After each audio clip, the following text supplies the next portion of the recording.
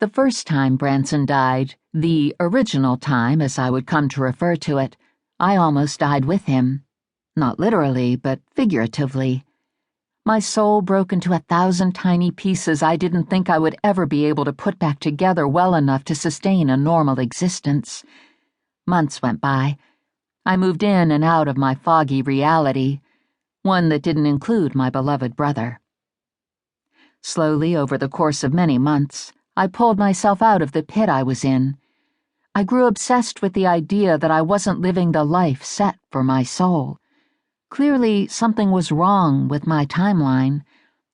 I felt that perhaps Branson's death was caused by something I could fix. I set about to rectify it. After months of gentle persuading and outright begging, I convinced my parents to let me use my trip.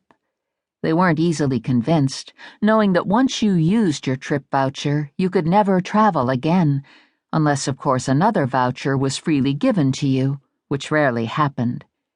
And so I began the laborious process of petitioning the federal government to use my trip with the hope of saving my brother's life. The paperwork I was forced to fill out seemed endless, and for good reason, I supposed. When the ability to time travel was discovered, it was at first quite expensive and reserved only for scientists and those who could afford its hefty price tag. There were a handful who served as pioneers, courageously sending their consciousness back into their own bodies within their own lives to record how small changes would affect the outcomes of their personal timelines.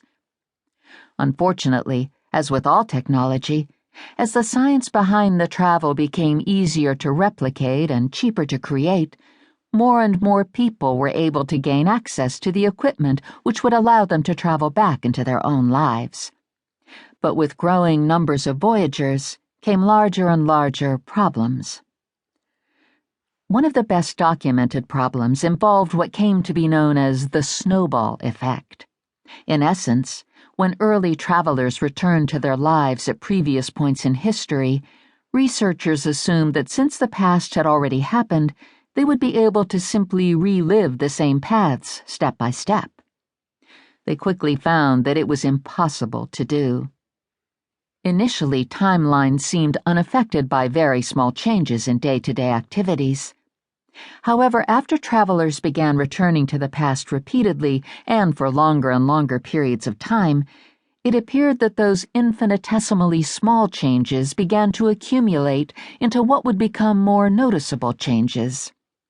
For example, one of the first women to travel, Dr. Rhonda Smallson, chose to relive her honeymoon dozens of times. Each time, she tried to replicate the exact same chain of events, which was documented via microscopic digital surveillance.